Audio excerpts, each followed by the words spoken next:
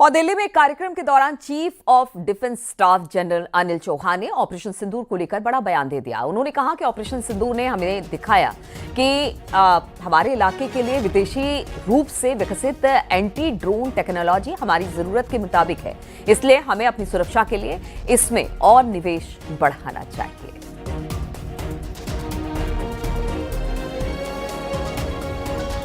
Operation Sindoor has showed us as to why indigenously developed counter-US systems and counter-US systems built for our terrain and our needs are crucial.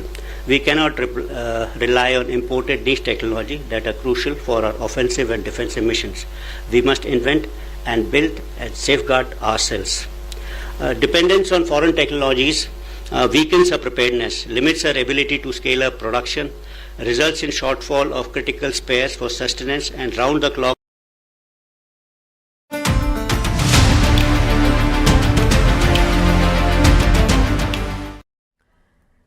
तो 18 दिन अंतरिक्ष में रहने के बाद शुभांशु शुक्ला सुरक्षित और सकुशल धरती पर लौट आए हैं। अब उनके अंतरिक्ष में बिताए 18 दिनों की पूरी स्टोरी आपको दिखाएंगे। देखिए 18 दिनों में उन्होंने वहां क्या किया, कौन कौन से प्रयोग किए और इसरो के गगनयान मिशन के लिए शुभांशु की ये अंतरिक्ष यात्रा कितनी महत्वपूर्ण है।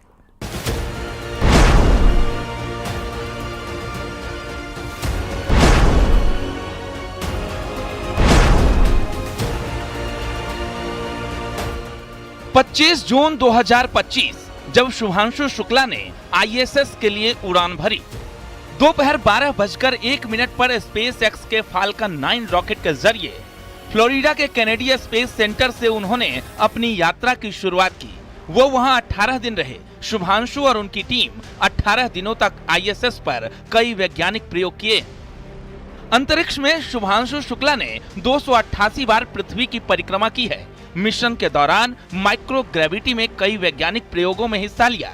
मिशन के दौरान 60 से अधिक वैज्ञानिक प्रयोग किए गए। हर दिन उन्होंने 16 सूर्योदय और सूर्यास्त देखे। क्योंकि आईएसएस पृथ्वी से करीब 400 किलोमीटर ऊपर की कक्षा में 28,000 किलोमीटर प्रति घंटे की रफ्तार से घूमता है, इसलिए हर दिन वहां 16 बार सूर्योदय और सूर्यास्त होता है। अंतरिक्ष में 18 दिन में शुभांशु ने इतिहास रच दिया। उन्होंने आईएसएस पर माइक्रो एल्गी प्रयोग पर काम किया। भविष्य में बड़े अंतरिक्ष अभियानों के लिए रिसर्च किया, जिससे भोजन, ऑक्सीजन और बायोफ्यूल पर अध्ययन किया। सबसे ऊपर एक्सरसाइज और स्पेस सूट की मरम्मत, आंखों की गति और समन्वय के लिए वाइजर डिस्प्ले की स्टडी, वातावरण के साथ तालमेल पर स्टडी, दिमाग में रक्त प्रवाह यानी सेरेब्रल ब्लड फ्लो पर अध्ययन, जिससे ये समझा जा सके कि माइक्रो ग्रेविटी और उच्च स्तर की कार्बन डाइऑक्साइड हार्ट को कैसे प्रभावित करती है। इससे भविष्य में अंतरिक्ष यात्रियों और पृथ्वी पर मरीजों दोनों को लाभ हो सकता है। इस यात्रा के दौरान शुभांशु शुक्ला और उनकी टीम ने अंतरिक्ष में भविष्य की नींव भी रखी, जिसके लिए कई प्रयोग किए गए। रेडिएशन के असर की निगरानी पर अध्ययन किया गया। रेड नैनो डोजीमीटर कॉम्पैक्ट उपकरण का इसमें इस्तेमाल किया गया। अंतरिक्ष यात्रियों की सुरक्षा के लिए ये प्रयोग किया गया। एक्वायर्ड इक्विवेलेंस टेस्ट में हिस्सा लिया। अंतरिक्ष में रहने की क्षमता के लिए ये टेस्ट किया गया, जिसमें दिमाग की गतिविधियों से जुड़ा डेटा इकट्ठा किया गया।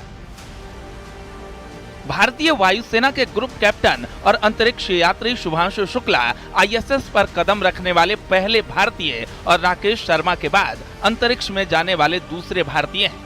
इसरो ने शुभांशु शुक्ला की आईएसएस यात्रा के लिए लगभग 550 करोड़ रुपए खर्च किए हैं। ये अनुभव इसरो को 2027 में शुरू होने वाले अपने मानव अंतरिक्ष मिशन गगनयान की योजना में मदद करेगा। Bureau report, news 18।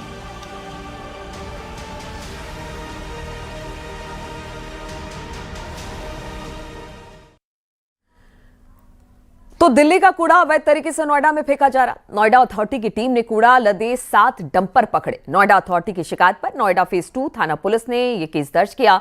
डंपरों को सीज कर दिया गया। सेक्टर 89 के निम्मी विहार में अवैध रूप से कूड़ा डाला जा रहा था। मौके पर करीब 20,000 मीट्रिक टन कूड़े का ढेर पकड़ा गया है।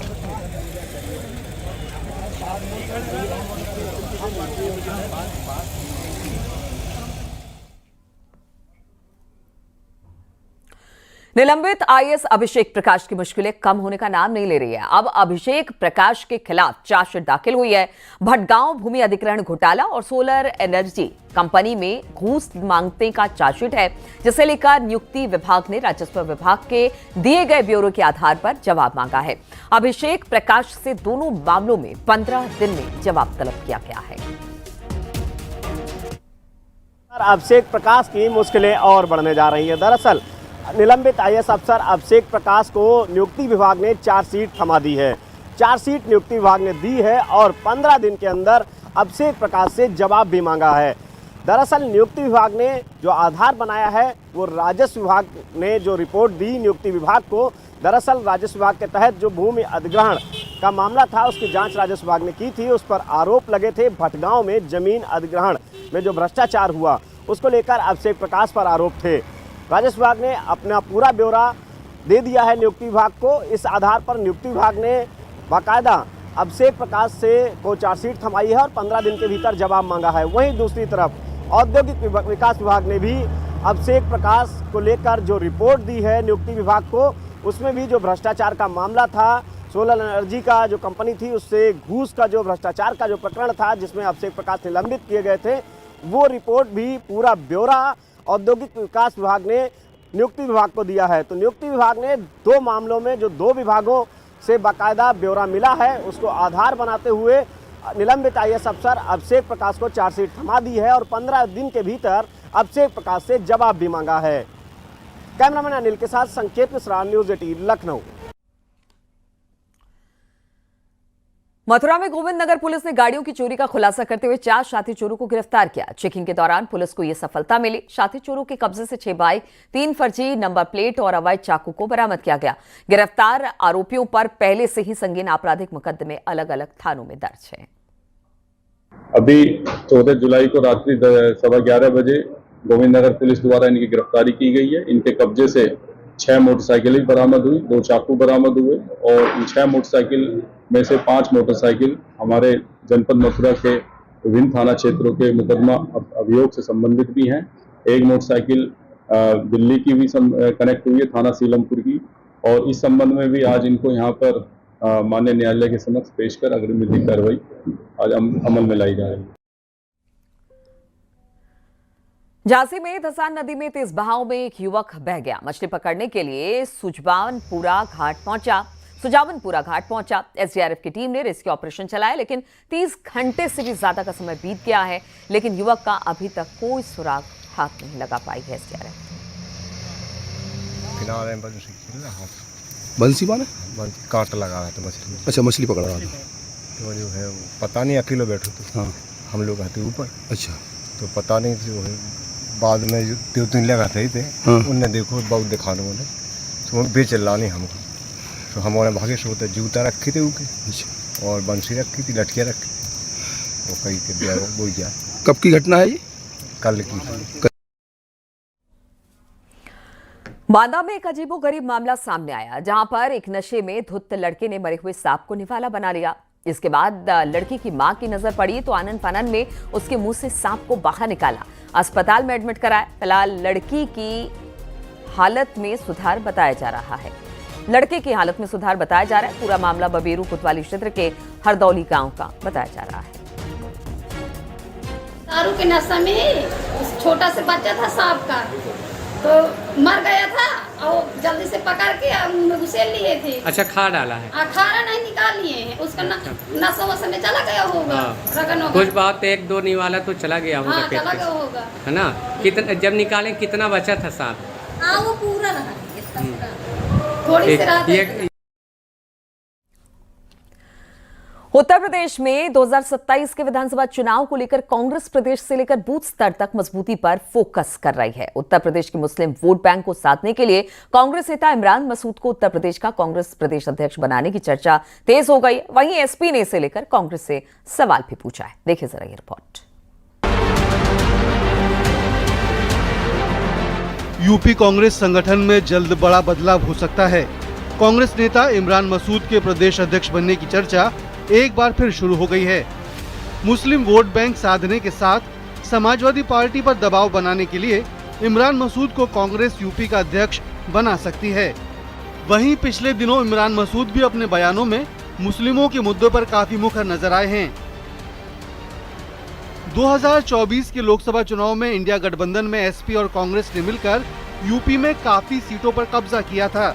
इसके पीछे समाजवादी पार्टी ने खुद के दम पर ज्यादा सीटें हासिल करने का दावा किया। वहीं कांग्रेस के नेताओं ने इसे कार्यकर्ताओं की जीत बताया था। एसपी का मानना है कि कांग्रेस को उन राज्यों में फोकस करना चाहिए जहां उसका जनाधार है। यूपी जैसे राज्यों में सक्रियता बढ़ाकर सहयोगी दलों को कमजोर करने की कोशिश नहीं करनी चाहिए। इंडिया गठबंधन के जो तौर तरीके हैं वो उस राजनीतिक दल को स्पेस देना है जो उस स्टेट में सबसे मजबूत हो। अगर इस सारी बातों को कांग्रेस धता बताती है और कुछ एक नई स्ट्रेटजी ऐसी लाती है कि इंडिया गठबंधन के दूसरे जो मजबूत राजनीतिक दल को नुकसान हो, तो निश्चित तौर पे इंडिया गठबंधन के वो सारे दल इस बात को सोचने पे मजबूर होंगे कि कांग्रेस की नीयत बीजेपी को हराने की है अथवा इंडिया गठबंधन दल के नेताओं और तमाम सारे राजनीतिक दल को हराने की। वहीं राजनीति के जानकार मान रहे हैं कि कांग्रेस 2027 पर फोकस करके अपनी रणनीति बना रही है। ऐसे में कांग्रेस दलित या मुस्लिम पर दांव खेल सकती है। ये संदेश देगी कांग्रेस सबसे पहले समाजवादी पार्टी को, क्योंकि समाजवादी पार्टी से निकले हुए उसके बागी नेता के तौर पर इमरान मसूद को जाना जाता है और वो उनके बयान भी जिस तरीके से सामने आते रहे हैं उससे ये लगता है कि अगर उन्हें ये कमान दी जाती, उन्हें बड़ी जिम्मेदारी कांग्रेस में मिलती है तो कांग्रेस कम से कम समाजवादी पार्टी के मुस्लिम फैक्टर पर एक बढ़त बना सकेगी, उस पर दबाव बनाने में कामयाब हो सकेगी। पिछले दिनों इमरान मसूद के समाजवादी पार्टी को लेकर बड़े बयान सामने आए हैं। सपा के बागी नेता रहे इमरान मसूद कांग्रेस में वापस जाने के बाद एसपी पर काफी मुखर रहे हैं। ऐसे में कांग्रेस 2027 के चुनाव में एसपी से ज्यादा सीटें मांगने के लिए दबाव बना सकती है। ऐसे में कांग्रेस क्या वाकई किसी मुस्लिम नेता को अपना प्रदेश अध्यक्ष बनाएगी या फिर पीडीए के नेता को अपना प्रदेश अध्यक्ष बनाएगी, ये कांग्रेस उस वक्त के मौजूदा राजनीतिक और जातीय समीकरण को ध्यान में रखकर फैसला करेगी, क्योंकि आने वाले 2027 के चुनाव में बीजेपी के विकास और हिंदुत्व के मुद्दे के सामने मुस्लिम नेता कितना कांग्रेस के लिए लाभकारी सिद्ध होंगे, ये तो आने वाला समय ही बताएगा। कैमरामैन मनोज शाही के साथ राजीव प्रताप सिंह, न्यूज़ 18 लखनऊ। और रुकेंगे यहाँ पर छोटे से ब्रेक के लिए, जल्द लौटेंगे।